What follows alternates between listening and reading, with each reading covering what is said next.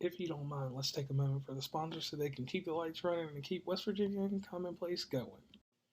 If you're looking for ways to skip the trip to the post office and dodge all the hectic holiday shopping traffic, why not save time and money with Stamps.com? Stamps.com lets you compare rates, print labels, and access exclusive discounts on UPS and USPS services all year long. It just makes sense, especially if your business sends more mail and packages during the holidays. Whether you're selling online or running an office or a side hustle, Stamps.com can save you much time, money, and stress during the holidays. Access all the post office and UPS service needs without taking the trip and get discounts you can't find anywhere else, like up to 40% off of USPS rates and 76% off of UPS. Going to the post office instead of using Stamps.com is kind of like taking the stairs instead of the elevator. Just going up a couple of floors, sure, take the stairs. Walking out 30 flights a day, you could use a break. If you spend more than a few minutes a week dealing with mail and shipping, Stamps.com is a lifesaver. You'll save so much money and time, you'll wonder why you didn't start soon. Save time and money this holiday season with Stamps.com. Sign up with promo code POD for a special offer that includes a 4-week trial, free postage, and a digital scale. No long-term commitments or contracts. Just go to Stamps.com and click the microphone at the top of the page and enter code POD. Welcome to West Virginia Uncommonplace. Today, I have with me someone that has numerous titles, someone that will be a name inside your home after we're done with this broadcast. Her name is Lauren Harris. Lauren, please introduce yourself and tell everybody about yourself. Hi, my name is Lauren Harris. I'm an actress, producer, writer, and director in the Los Angeles area. I grew up in Philadelphia, went to Quaker school, which most people don't hear, for my entire life, pre-kindergarten until high school. Went to USC where I majored in acting and Spanish and have been professionally acting ever since. Okay, now being a Philly native, I've traveled through the area. I've been through Philly, then I've been to Upper Darby, I've been to Villanova, I've been all over. Oh, you really have? Yeah. Yes, ma'am. Are there any movies or plays or anything that inspired you to pursue a career in the film industry? You know what? That's a really interesting question. Because I think that the answer is no. I would say that, like, coming out of Philadelphia, and of course, like, I was very privileged and had a lot of opportunities, but I do think that there's this like essence that when you're from Philly, you have to work a little bit harder to get to the big West Coast. Like, California was such a dream for me. And, you know, there's people coming out of Philly like Kevin Hart and Meek Mill, and everybody had to like work so hard to get where they are. So I think that, like, and the Fresh Prince of Bel-Air, you know, my family jokes that I'm the Fresh Prince of Bel-Air. From Philadelphia and moved to Beverly Hills. So, you know, I think that what Philly inspired me was just to work hard, that brotherly love, energy, be kind to everyone that you meet. But I mean, you know, there were definitely movies growing up, but I never really watched like It's Always Sunny in Philadelphia. I watched the movie with, who is it, Jennifer Lawrence, and that football movie, and it like centers around the Eagles. I went to like the diners and stuff that they went to in the movie growing up, but I wouldn't say that it was like an inspiration. So Rocky didn't inspire you? Can't say that it really did, no. Now, this is a side note. Can you please explain to the audience what a real Philadelphia cheesesteak is? I appreciate this question because it's a common misconception. So a real Philadelphia cheesesteak is made with chipped steak, which is not something that one sees at every deli. You have to specifically ask for it. It should be coming from like an Italian deli. You order the chip steak. There should be Cheese Whiz. None of this provolone, none of this American. I see that at like every little cheesesteak place in California. No, it should be Cheese Whiz with your chip steak. And we say with or without, meaning with, there should be onions, without, no onions. There should be with onions. And I personally think that Pat's is better than Geno's. Controversial opinion, but I said what. Oh, well. And I say this because in my early years, I'm 36 now. I was in Philadelphia. I was in this area. I believe it's called Germantown. Yep. In Germantown, in that area, I got mixed up. There was an event going on. I believe it was called the Greek or something like that. Okay. And either way, whatever this event was, I ended up getting a Philly steak that was a North Philly cheesesteak. Then I got one from the South side. And traveling around, and I was like, there was a bit of difference in the meat and different things like that. So I decided to go with North Philly and say that that's my cheesesteak that I'll eat for the rest of the time that I ever go through there. Now, I don't know about you. That's been North Philly better than South Philly? Oh yeah, every day. Really, I think South Philly is more authentic personally, but Okay. maybe at the event. Where did you go in North Philly? I do not remember the exact place, but I will spin it around and I'll let you know later. But Okay. I do know it was in North Philly because like I remember where was the airport at? The airport is in It's like Essington or something like that. yeah, wherever it landed, I got my rental car and I know we were in the north side because after I left there, I went to where did I leave Philly and go to? Was it like Allentown or somewhere? Okay, yeah. Somewhere up there. And I knew that we just ate in the northern area because to get to Allentown, you're going to go through the north. Right. Okay, so now let's get back into what we were here to talk about. You have numerous titles that you assume. Could you tell the audience about every single title briefly? Because the thing that amazes me is like when I did a little bit of research on you, the crazy thing is like, you know, you look at guests and me and my virtual assistant go back and forth about things. And you have a ton of titles. Could you just tell us a few real fast? Sure. So actress is what I would say is my main one.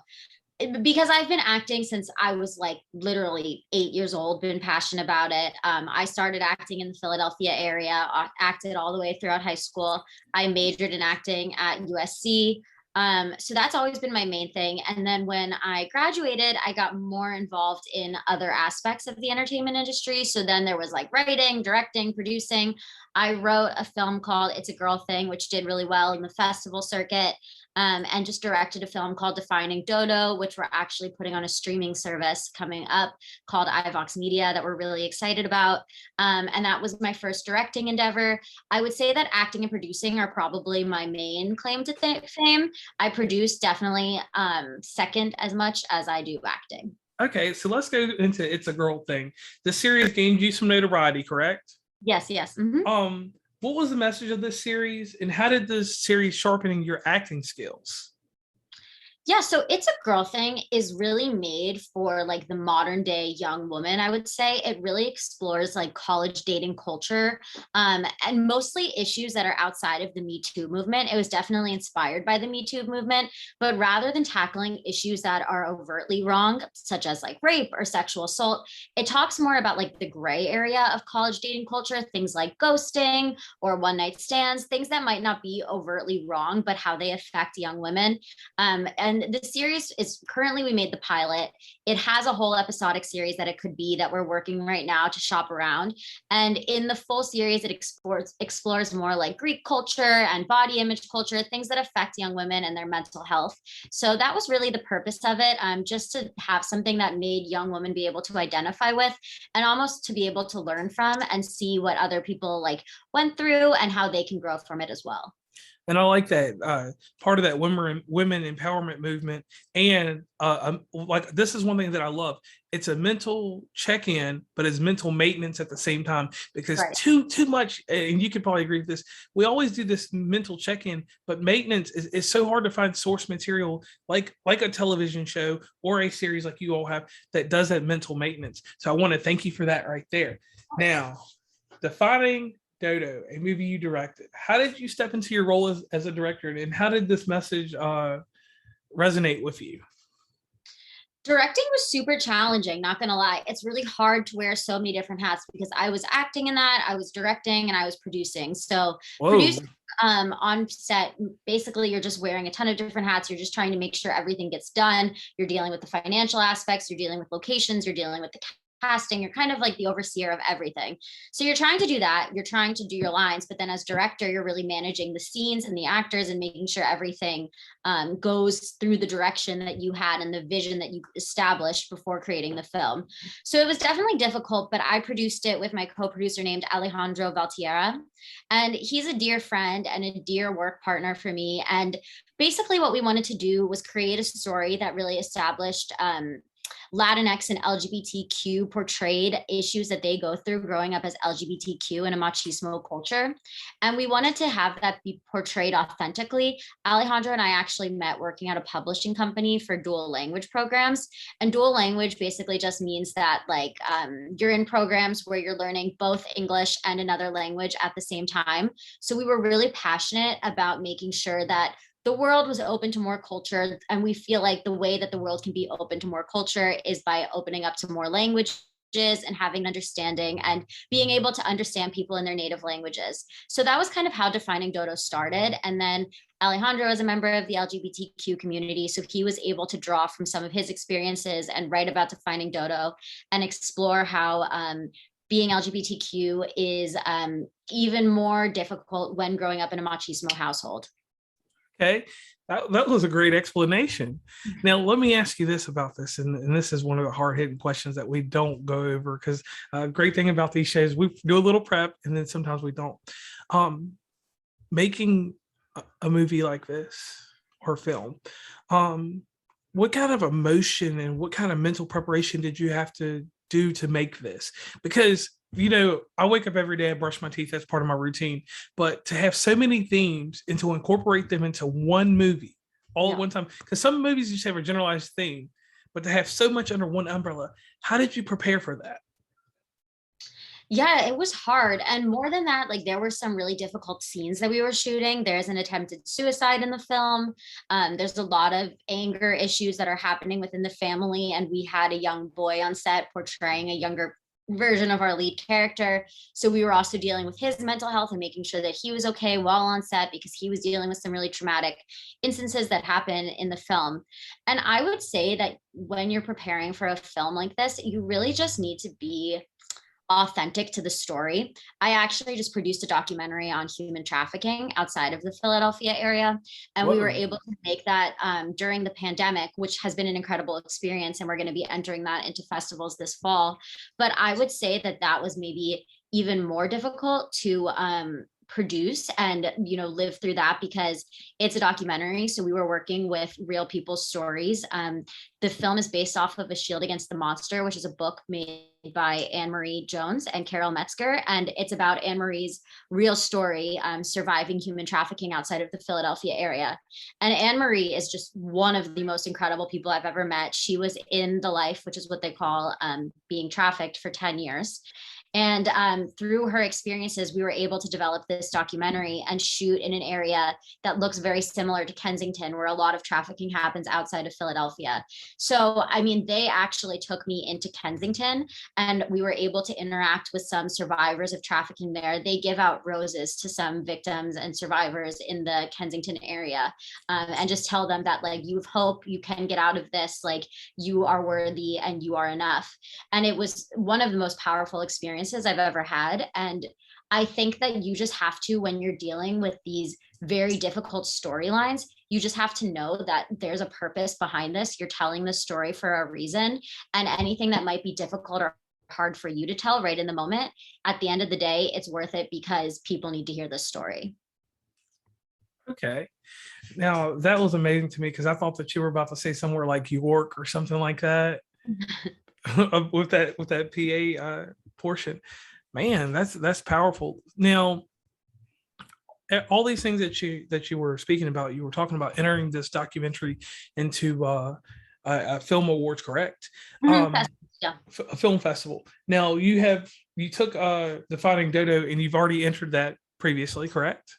Yes. And could you tell us about that accolade, and how do you submit something like that? How do you know that you have the it factor and the whoa factor? And I'm not speaking on the presence of how commercial the item is or how relatable it can be, but how do you know that you have that it factor, and that your production is out there, which you really need to put out there at a festival?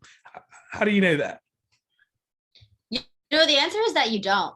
You really do not know. And the truth is that you could go through these festivals and win so many awards, and you still might not have it. The truth is that you just have to trust that your project is worthy and that you're telling this project for a reason. And honestly, if you enter through the festivals and you don't get any accolades, that's okay, because you learned. I mean, I've definitely been there and created some projects where I'm like, yeah, I'm glad I had that experience, but I don't think that it needs to be continued anymore to this point, but I learned from it. I learned so much, and I was able to create other projects from learning from doing that. So the truth is that you will never know. You just have to do it, but everything is a learning experience. Okay, now let me ask you this. You have another title outside of your film. You do something that's very interesting. You have a podcast. I do, yes. Mm-hmm. Could you tell us a little bit about this podcast real quick? Sure. So my podcast is called Damsels in the DMs. I share it with Alejandra Valtierra, who was the writer of Defining Dodo, and my dear friend Ash Patel, who is a model also in the LA area. And it's about dating culture. And it's nice because it's very similar to what we deal with It's a Girl Thing, dealing with young women, and predominantly young women, but really people of all genders right into the podcast with some of the issues that they're going through. And that's been really powerful because it allows me to work with people on a day-to-day basis and find out what people are going through. I personally haven't been in the dating game for a long time because I've had a boyfriend for almost 6 years now, but I did have a very traumatic dating life when I was a bit younger. So, I think I have enough perspective that I can give onto the podcast, but I'm also constantly learning from other people. And my favorite part of the show, I love to do a shameless plug. Can you tell everybody real quick, because we have different listeners that come in at different points in the podcast. Could you tell them where they could find your podcast and where they can interact with you? For sure. So it's called Damsels in the DMs, and you can find it on Instagram, Apple, and Spotify at Damsels in the DMs. And my Instagram is Lauren Elizabeth Harris, and that's one H in the Elizabeth and Harris. They share the H. Okay. Definitely appreciate that. Now, with so many titles and not enough time in life, how do you find time to relax, and how do you handle all these pressures of doing all this stuff? Because it has to be nerve-wracking. Yeah. I think relaxation is super important. I'm a big advocate for self-care. For me, it's really important to stay on a routine. I meditate every morning. I need to exercise every day. I love to go hiking or for long walks. I have a dog named Ernie, who also really likes to go for these long walks. So he's good motivation. Getting a dog was honestly phenomenal for my mental health. I've recently started writing down affirmations at night with things that I want to happen in my life or things that I'm grateful for. And yeah, I just think it's really nice to take a step back from everything that you're doing. It's nice being here and, talking about all of the things that I have done, but there's so much more that I want to do. And I deal with the same mental health struggles as most people, in that I'm not doing enough. I'm not successful enough. There's more I could be doing. And yeah, it's just good to take a step back from that and be grateful for where you are. Okay, please help me out here, because the audience has heard about a lot of what you do. We haven't probably touched every single thing you do. Next thing you know, you'll have a book coming out or something else. I don't think so. So with the rigors of everything you do, what's some advice that you would give someone that wants to pursue being a media mogul like yourself? What would you tell them, and how would you tell them to do it and go about it? Be persistent. Don't give up on what you're doing. There is so much to learn from the industry. And honestly, it's hard to even scratch the surface of this industry, but you honestly, if you want it, then don't give up on it. I mean, there's so many people who get to their mid-20s and they're like, I haven't gotten anything yet, so I don't think I'm ever going to get anything yet. But the number one thing I would say is be ambitious. If there's things that you want and there's a life that you want to have, then you really just have to go for it. I'm always happy to advise anyone. You can feel free to reach out to me on my Instagram. I'm happy to walk you through the journey that I took on getting to where I am in the entertainment industry. But just stick with it, be persistent. And the longer you ride it out, the more people who get off of the bus. Okay. Now, portion of this show I dedicate to a news magazine called 2020. As a child, I used to watch this on Friday nights after everything went off TV, after Boy Meets World and all those shows went off TV. Barbara Walters, Diane Sawyer, and John Stossel were on the show. John Stossel was a comedian. He was a comic relief on the show. Diane Sawyer asked some hard-hitting questions to the mid-tier guests. But Barbara Walters at 10:40 every Friday night, she got ready to give you some hard-hitting questions for the guest that was leading out of the show. Now, sometimes these questions would go from 10:40 to 11:05 or something and make the news a little late, or sometimes it would end right at 11 o'clock. But two things happened. One of the two things happened. You either got a very thought-provoking interview, Q&A wise, or you got a new stance on life, like something just rocked your world. Mm-hmm. So now it's your turn to get on the hot seat here. These are not questions that were inside anything that I provided you with. So are you ready? I'm ready. Let's do it. Okay. Now, you started off acting, and your acting, did it start out in plays? Yes, it did. What was the first play you were in? Stregonona. I was in kindergarten. I was 5 years old, and I was stirring the pot and feeding all the other kindergartners their lines from backstage because I have a ridiculous memory. Okay. Now you get into high school. What's the first drama you got into in high school? First drama or first play? First play or drama, whichever one you wanted to do. First play was High Society, and I was a maid. Oh, okay. Now, after you finish high school, and it's a reason that this all leads up to something. After you finish high school, you had to decide what you wanted to do. So you graduate. Well, obviously you prepare for it before you graduate, but after graduation night, it's your first real day as an adult. What were you thinking? I remember when I graduated, I was playing All Star, that song, hey now, Yeah, All Star, yeah. Trying to hype myself up. And I actually started at Occidental College before I went to USC, but I was really scared, honestly, because I was in Philadelphia and I was about to make a cross country move and leave all my family and go to California where I knew no one, to start my life there. Okay. You get to California, you're in your junior year at USC. It's time to because everybody, I don't know how you felt about your junior year and anything you did. My junior year was the planning year for the rest of my life.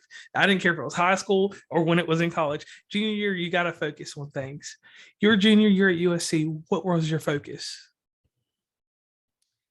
Junior year at USC, my focus was probably to pursue acting professionally and also to have a great time. I'm not going to lie. I had a blast. Pasadena all day long. Now you graduate. It's time to go find this first job or to what I would assume lock in this job. What was the first job you went casting for? First job I went to casting for. You want the first job that I auditioned for or the first job I was cast in? The first job you were casted in was a Huawei commercial for virtual reality where I played a girl who had to clean the theater, but then put on these glasses, the virtual reality glasses, and was singing to a crowd full of people. Mind you, they really did fill the theater with extras to be in the crowd that I was fake singing in front of.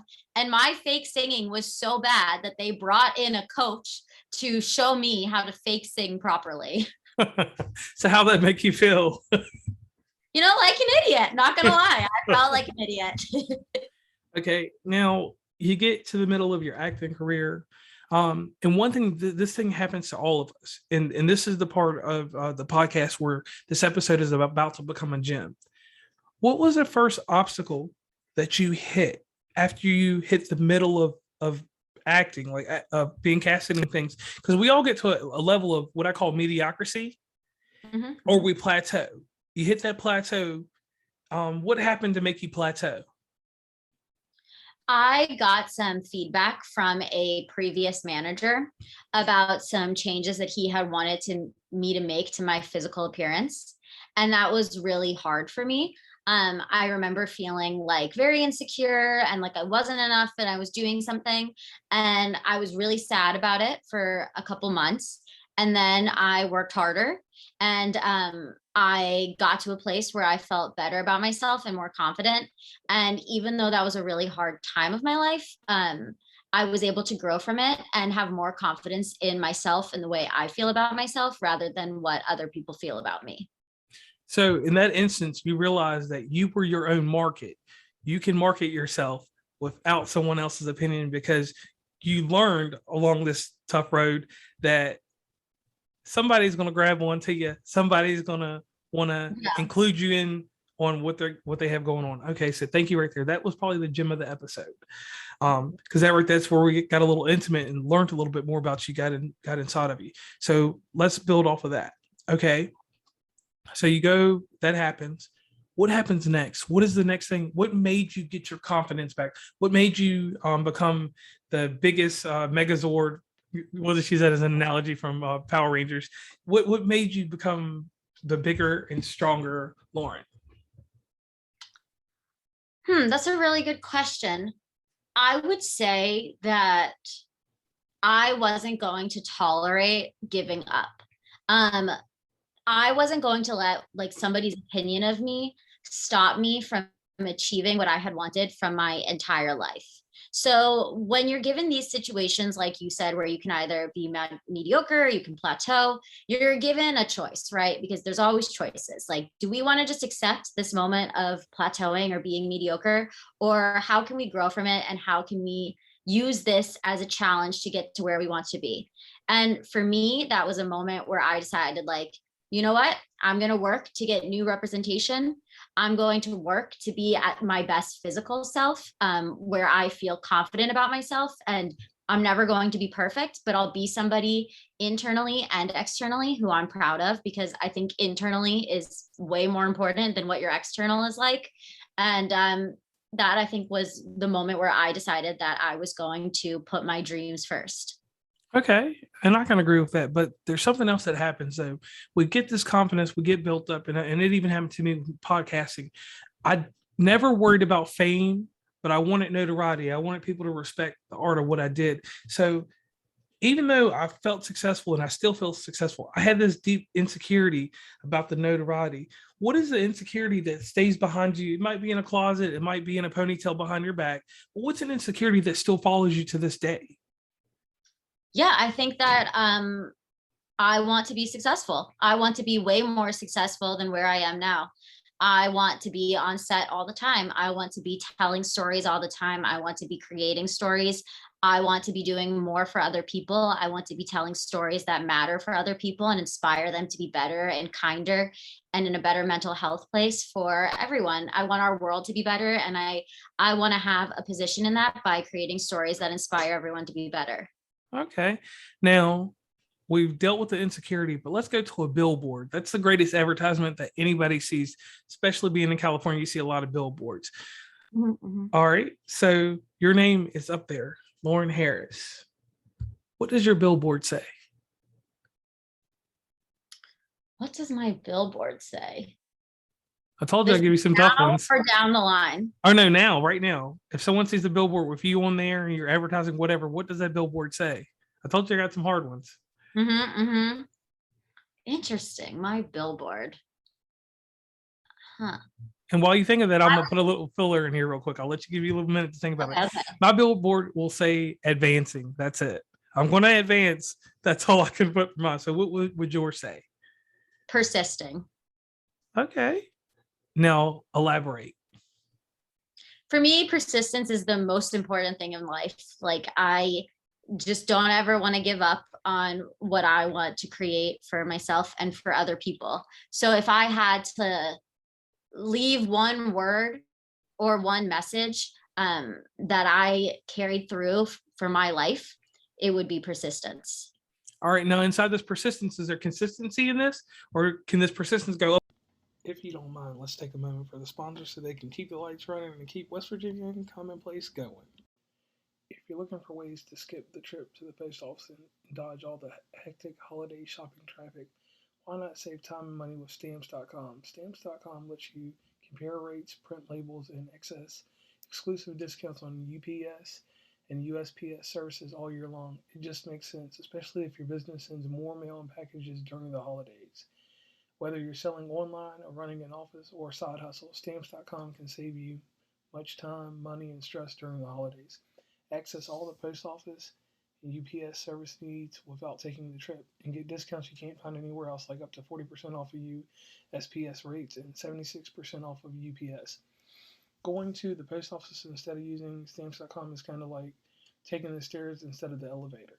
Just going up a couple of floors, sure, take the stairs. Walking out 30 flights a day, you could use a break. If you spend more than a few minutes a week dealing with mail and shipping, stamps.com is a lifesaver. You'll save so much money and time, you'll wonder why you didn't start soon. Save time and money this holiday season with stamps.com. Sign up with promo code POD for a special offer that includes a 4-week trial, free postage, and a digital scale.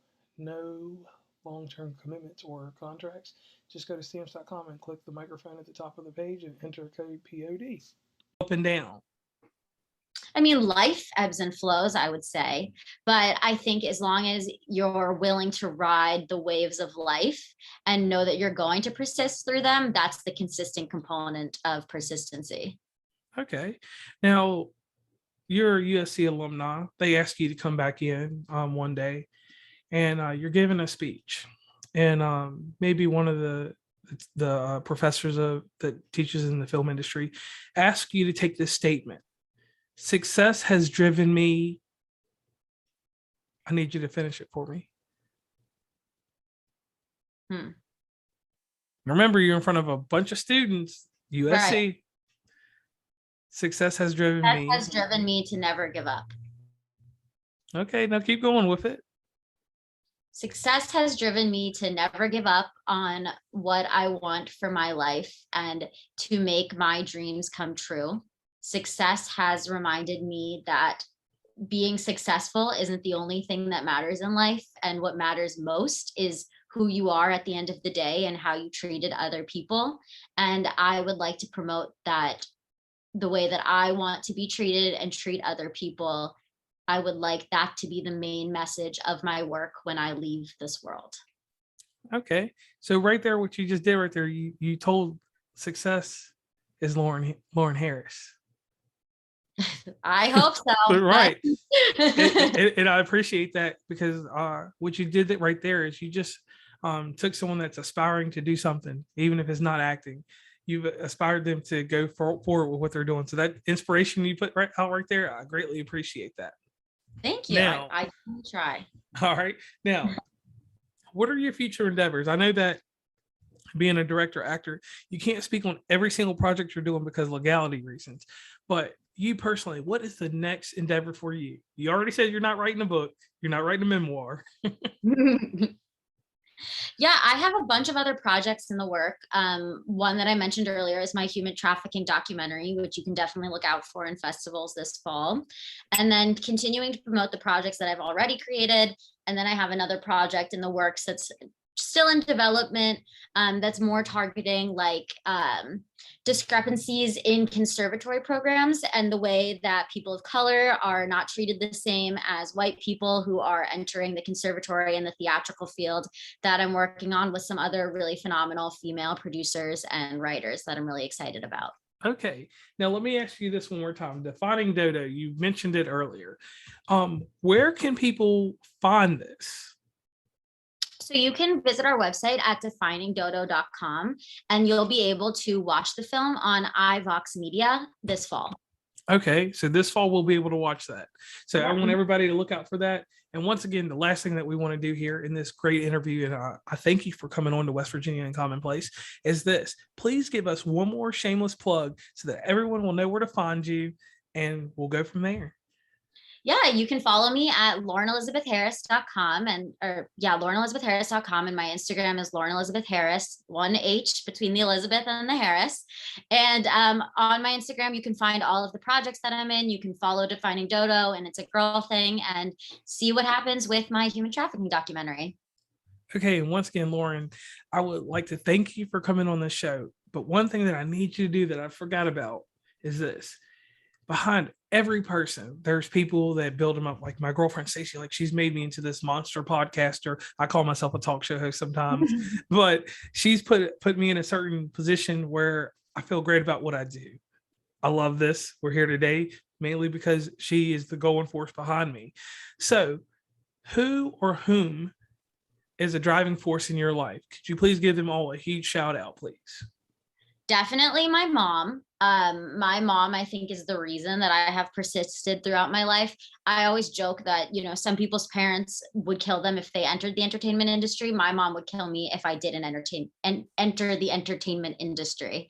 So I'm super grateful to her. And she's definitely the one who pushed persistence onto my life. And then definitely my boyfriend, Brian, who is in sales and makes me a better actor through becoming more comfortable in selling myself. Okay. So that's a good process there. So Lauren Harris, once again, I want to thank you for coming on, but there's something that we do on here. At the very end of our show, we give a quick testimony about the guests. Me and you have just met over an hour ago, probably. So I don't know you that well, but I know this about you just from hearing your story and reading your story. You're a great asset to the world. Documenting life is a very hard thing to do to create perspective for tons of people. That's something you do. I don't know if you acknowledge it when you go to sleep at night or when you look in the mirror, but I want to tell you thank you for that. Giving perspective on things that don't have a perspective in the grand scheme of things, because we have certain topics that people want to categorize as taboo, and when something is taboo, they want to get rid of it. They want to slide it underneath the rug, but you're not trying to do that. You're trying to bring these things to the light and to inform people and to educate people. Too many times when people try to educate, they educate in means that people will not follow. Media is the greatest way to educate. You can't teach me from a book. I can't watch like certain instructional videos. I need to see it from the heart and from someone that has compassion and a passion for what they do. So I want to thank you for that. Next thing, being a woman. Being a woman in this society with how everything is getting cornered and moved around into certain sections, they want to say that access is given, but access is not always given in all fields. Right. And to break the barrier on those things for people of ethnicities, different genders, that puts you on the forefront. Even though you may think that what you're doing is minute, it is not minute. People are watching, people are paying attention. When this happens in life, you become more than what they call an influencer. You become an inspiration. An inspiration is a feeling that keeps going with people. It doesn't stop when you stop, it keeps going. So understand that you're an inspiration. Take that with you, take a shower, look in the mirror. I'm inspiring. Thank you so much. I appreciate that. You're welcome. And all the listeners, I want you all to get ready for everything this young lady has to offer the world. She has become a media mogul very quickly in everything she does. And the one thing that is amazing is that your spark, the way that you pursue these things, you could have just went the commercial route. And that's what I want to end this on. You could have went the commercial route. You could have stayed in the top echelon and went over to this company or that company and said, hey, I'll do this. And you could have been the generic girl from Philly that's from Philly but lives in Villanova, or the girl from Philly that lives in Kennett Square, but she says she lives in Philly. Yeah. Right. But you're not doing that. You speak of where you come from. You don't hide the facts from anyone. You move to California like the Fresh Prince of Bel-Air, and you're being productive. That's more of what we need to see in society. People that don't make excuses. People that just sit right out here, make decisions, no excuses, and get things done. Once again, Lauren Harris, I want to thank you for coming on the show. You've proven a point. You're welcome. You've proven a point that I've said so many times. People can get out here and do anything they want to do as long as they do these two things. Stay proficient and efficient at what you do. Right. When you stop that, it's no longer a product. It's no longer something that's inspiring. So I want you to keep doing that, okay? Thank you so much. It was such a pleasure being on. All right, West Virginia and Commonplace, we are signing off. Bye. Bye.